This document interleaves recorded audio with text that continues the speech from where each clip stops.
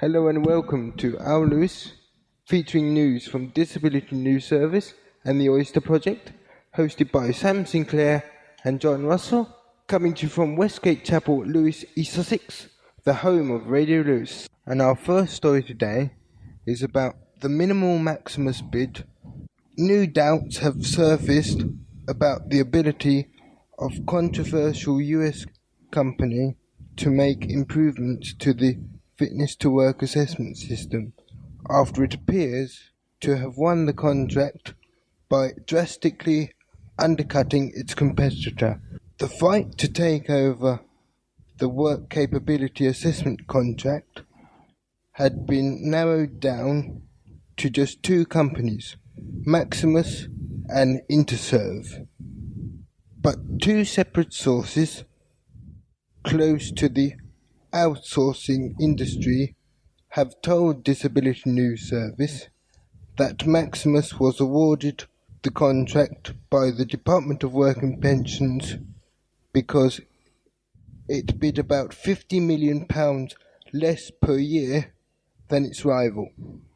Yes, in fact, both sources confirmed that this means Maximus will have far less leeway than Interserve would have had to fund improvements to the work capability system.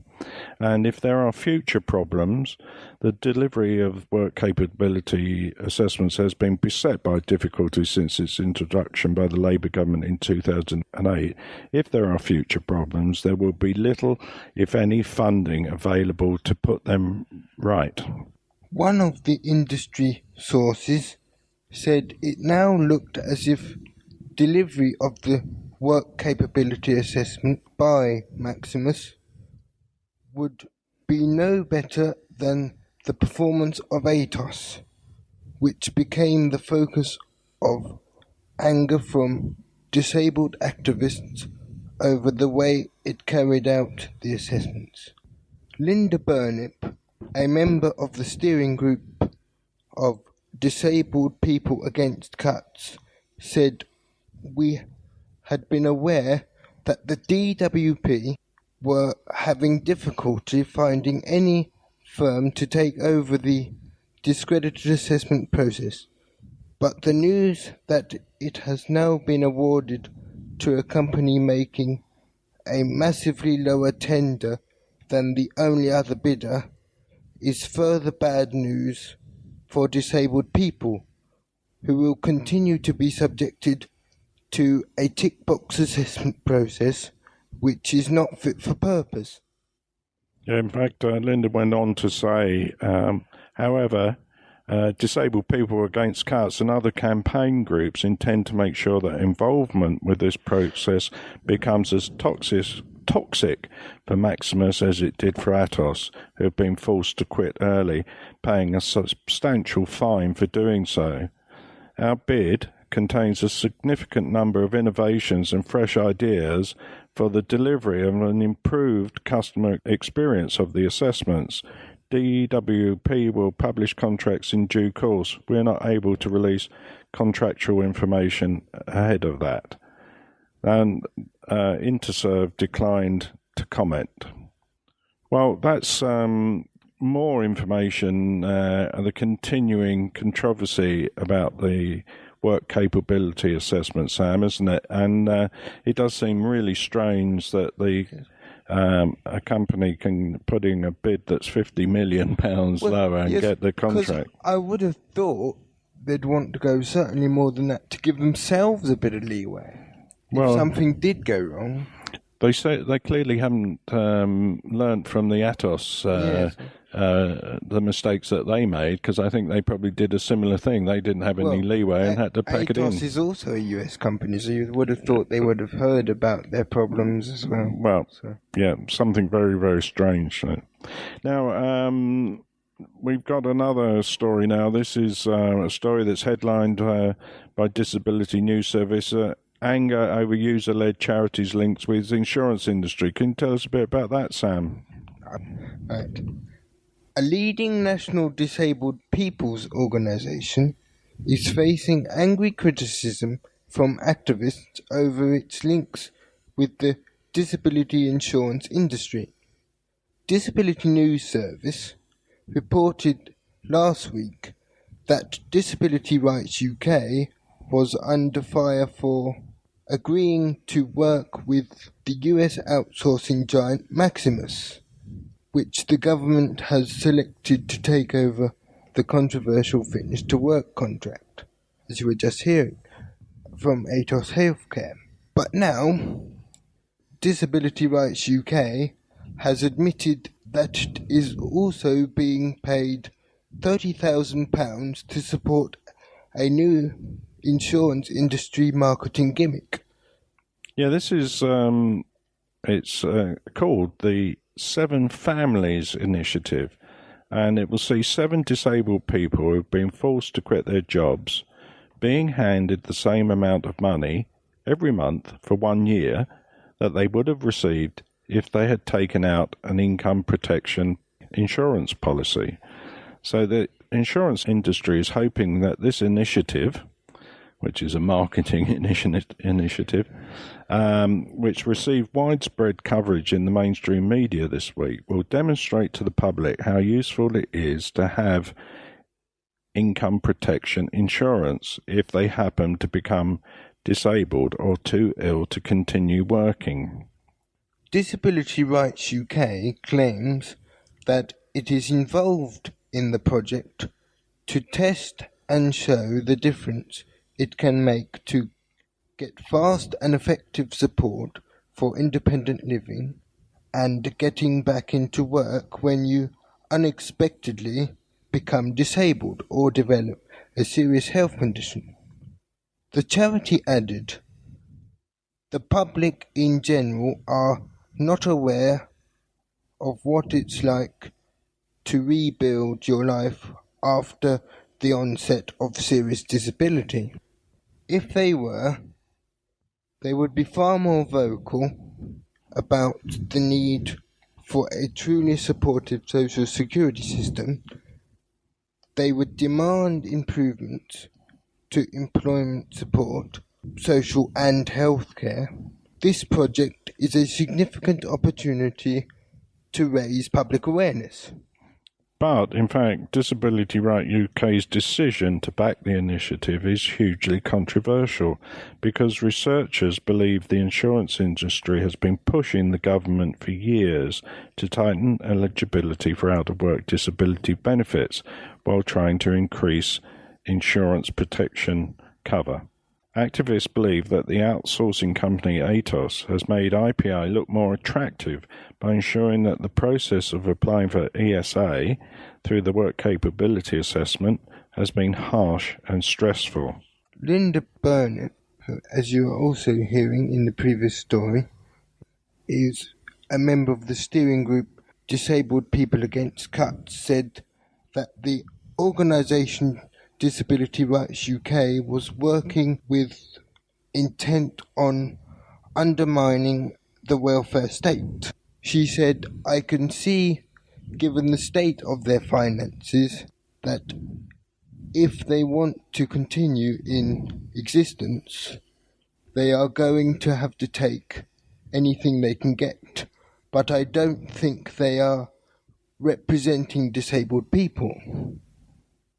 Right, so that's again another sort of spin-off from this whole fallout of the ESA, work capability assessment, Maximus, Atos. You know, it's all in the mix, isn't it? It doesn't sound. And I seem to remember that there was a huge scandal, which is still going on, about the selling of unnecessary insurance protection or insurance protection for bank customers that actually wouldn't have paid out should they have had problems with their employment. So I wonder how effective this insurance is going to be. If people are paying premiums for insurance. That's the general rule with insurance. You don't get it for free. Yeah, absolutely. What happens when somebody actually goes to claim it and told that they're not eligible? Because it's important that it works, because it's there supposed to be as a backup, and when your backup doesn't work, it really does leave you in a bit of a mess. Indeed. Now we do have a lot of stories about work and work capability assessments, And there's also another one called the work program, I think, Sam, and I think some people have described it as a bit of a failure, or failure to help disabled people, and I think some people are describing it as a scandal. The failure of the work program contractors to provide enough employment support to disabled people and other harder to help benefit claimants is a scandal, according to the chair of an influential committee of MPs. Labour MP Margaret Hodge said the government's decision to pay companies more if they found jobs for those further away from the employment market had failed to prevent them focusing on those who were easier to help. This meant that contractors often parked harder to help claimants, particularly disabled people, including those with mental health conditions. Hodges' comments came as her Public Accounts Committee published a new report into the performance of the work programme. Yeah, the Department of Work and Pensions, DWP, pays contractors across England, Scotland and Wales to support people into long-term employment using a payment by results approach. It eventually expects to refer more than 2 million people to the work programme, but the committee that Margaret Hodge MP is on said that the programme had found jobs for only about 1 in 9, that's just 11% of claimants of the out-of-work disability benefit, employment and support allowance, that's the ESA, compared to its original expectation of 22%. Hodge said data from the work programme providers shows that they are, on average, spending less than half what they were originally promised on these harder-to-help groups. It is a scandal that some of those in greatest need of support are not getting the help they need to get them back into work, and are instead being parked by providers because their case is deemed just too hard.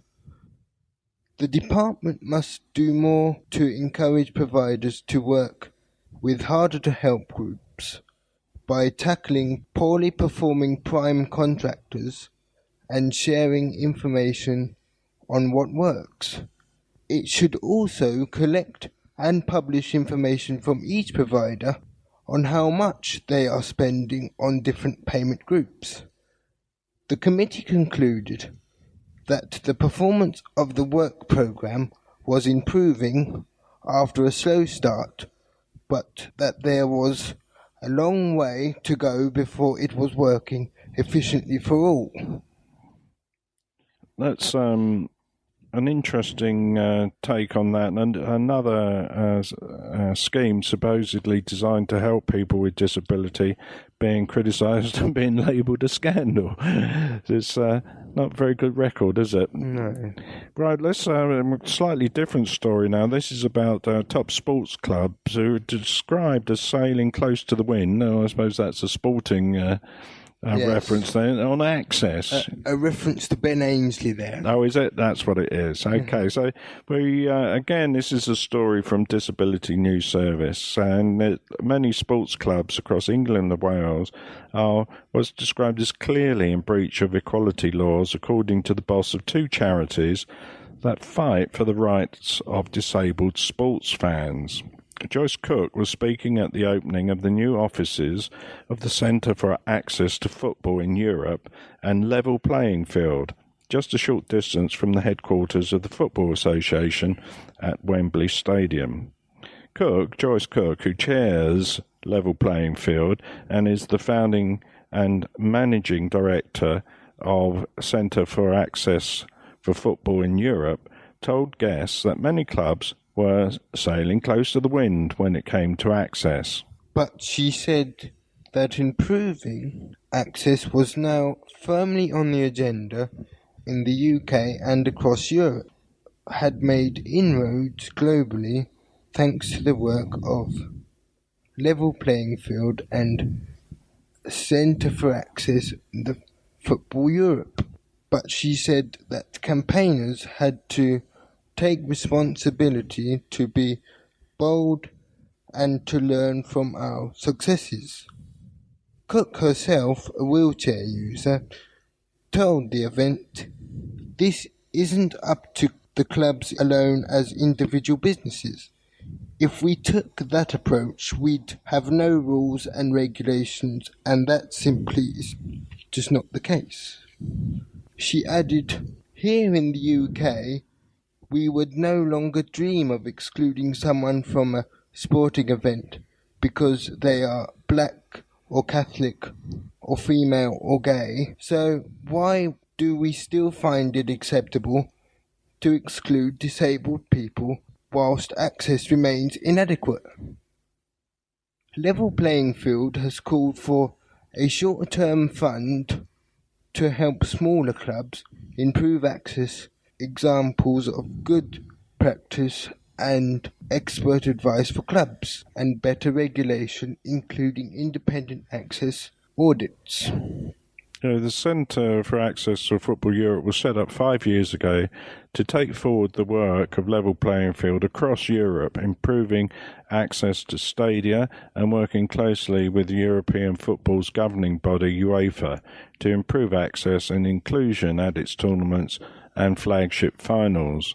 Level Playing Field works with sports governing bodies, clubs and disability organisations and government across England and Wales to help improve access to sporting venues and the live match experiences for all disabled spectators. David Bernstein, chair of Centre of Access for Football Europe and president of Level Playing Field and former chair of Football Association, told Disability News Service at this week's event that top football clubs in the Premier League and football leagues were all dragging their feet when it came to improving access. Yeah, that's quite an interesting story there, Sam, because having tried to access local football clubs here in Lewes, it's always difficult. There is access there, but it's always locked. So you have to find somebody that can find somebody that knows somebody who's got the key or unlock it. So you spend a lot of time banging on doors and trying to get people's attention to actually get into the ground in the first place. And then when you're in there, they've put in the wheelchair area, the restraining bar is at eye level height when you're in a wheelchair. Yes. So you have to peer over the top or peer under it. It's just not thought through, unfortunately. I went to a museum a couple of months ago when I was on holiday like that, and there was a viewing bar to stop people from climbing on the displays, and for a disabled person you couldn't really see over the bar. Yep. But back to the football. I usually go to Brighton Football Club, and people often say to me, "Well, why don't you go to somewhere more local like Eastbourne?" And I thought, well, perhaps as they were a lower league club, I mean, I can't do this anymore, but perhaps they've got less money for the disabled access, and obviously I'd want to be the most or very comfortable when I'm watching the match, because I don't want to be struggling to see it. But it's amazing the amount of people who work at the clubs who don't actually know the procedure about where to send a disabled person. Yeah. I think it's a training issue, isn't it? There's often facilities there. They're not perfect. Well, they can be sort of self-defeating because they haven't really thought about them. But there is definitely a staff training issue, I feel. And the indicator of that is when you go to somewhere where they have had staff training and where they are on the ball, the difference is so marked that it makes you realise how bad it is everywhere else, doesn't it? Because quite often the actual facilities are very good. Yeah. It's just getting there. That's the problem. It's getting to them. Yeah, it's getting to them. That's the problem. Yeah. Well, that's a local issue for us trying to get to football matches and like. So our next story that Disability News Service put their way is about a new alliance which will hold. Apparently, it's going to hold political parties to account. Well, I'll believe that when I see it. But I think you've got that story, Sam, haven't you? Leading figures in the self-advocacy movement hope that a new campaigning alliance will help to hold political parties and the government to account in the run-up to the next election. In fact, Learning Disability Alliance England will be launched in Manchester later this month, and it says it will be the first effective alliance that brings together organisations run by and for people with learning difficulties. Crucially, the way Learning Disability Alliance England has been set up means that people with learning difficulties have a veto over its decisions and cannot be outvoted by people without learning difficulties. It plans to fill the campaigning void left by charities that its members believe are now afraid to express their opposition to damaging government disability policies because of measures introduced through the Coalition's new Lobbying Act. And I think that's quite an important issue, really, that we needs to be addressed. I think you've got more on this story, Sam, haven't you? The Alliance aims to review all government policies that affect people with learning difficulties and challenge bad laws and policies, and encourage people to vote in next May's general election. It also plans to award each political party a mark out of 10 for its policies in the run-up to the election. Gary Borley, co-development lead for People First England and a veteran of the self-advocacy movement, said the alliance would help to fight against injustice and create a loud, strong voice. Yeah, Gary hopes that it will campaign in the run-up to the general election. He will campaign in the run-up to the general election against cuts in learning difficulty services. I think there should be learning disability services and social security, making sure that people with learning difficulties maintain their human rights and civil rights, keeping the Human Rights Act intact, and also making sure self-advocacy groups are well funded by the government, but still keeping their independence. And that self-advocacy principle is something that we're very keen on at the Oyster Project. We're founded and run by people with disability. We make the decisions about what we do and how we do it, and that's core to what we're doing, really, isn't it, Sam? I think that's good because that's one of the big goals in my life, really. I mean, I don't mean to be dramatic, but it's my biggest goal is to make myself as independent as possible, really. Yeah, absolutely. Now, I think we're coming up to our final story from Disability News Service, and this is something that's quite close to my heart. This is about bus access priority, and it seems rather strange to me that disabled people who fought long and hard to get access onto buses and wheelchair spaces onto buses are now coming under pressure from mums with prams laden with shopping and don't want to disturb their children because they're parked in the wheelchair space.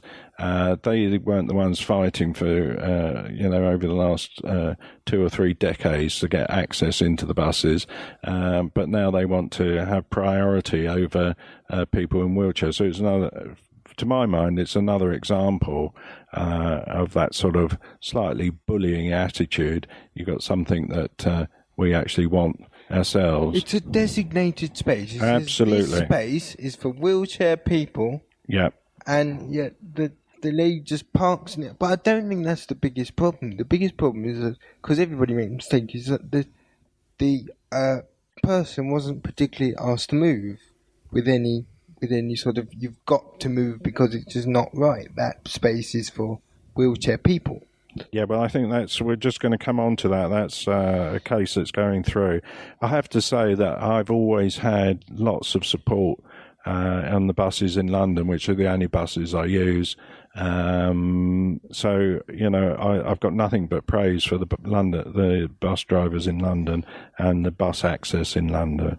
Anyway, we've got this story John Pring sent through. It's about campaigners who are going to be outside the Royal Courts of Justice this week for the start of an appeal which should finally provide a definitive ruling on disabled people's right to access wheelchair spaces on buses. And I think the clue is in the name. It's a wheelchair space. Yes. That's what it is. And the case is being brought by First Bus, which is appealing against the county court judgment that wheelchair users should have priority over other bus users in wheelchair spaces. There it goes again. The name, it's a wheelchair space. And the court found that First Bus's first come, first served policy had breached the Equality Act. That case was taken by wheelchair user Doug Pauley from Wetherby, who had been planning to travel to Leeds in February 2012, but was prevented from entering the bus because the driver refused to insist that a mother with a pushchair should move from the wheelchair space. Recorder Paul Isaacs concluded in his written judgment in September 2013 that it was reasonable that the system of priority given to wheelchair users should be enforced as a matter not of request to any non-disabled user of the wheelchair space, but of requirement. Now First Bus is bidding to overturn that ruling in the Court of Appeal, which seems very, very strange to me.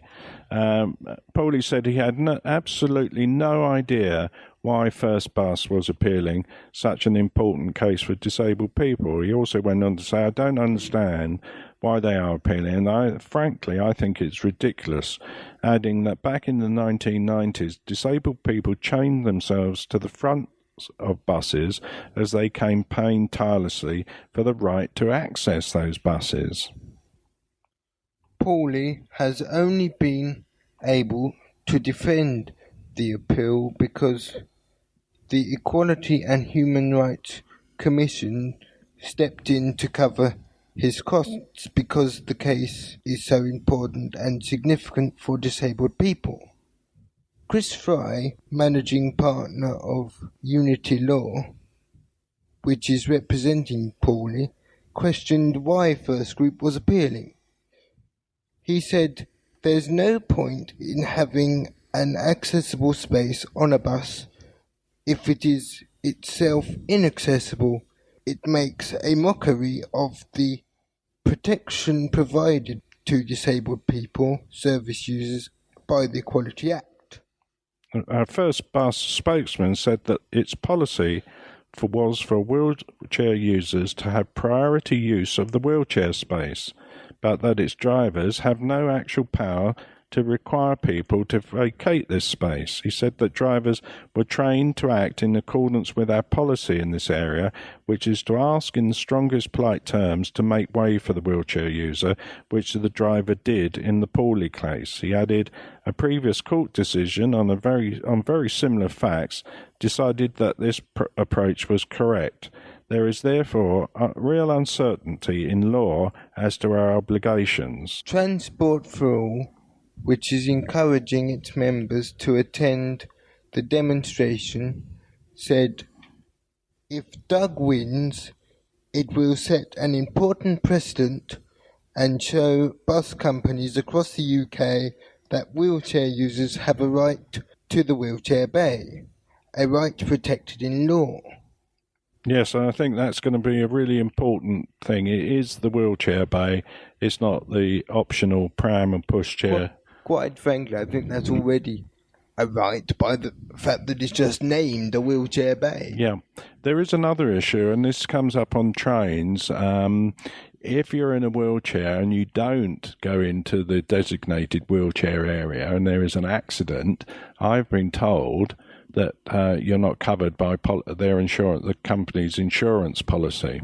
So I always, if somebody's sitting in the wheelchair area, I always insist on being there rather than being by the doors or anywhere else like that. If they refuse to move, I will push the button and stop the train.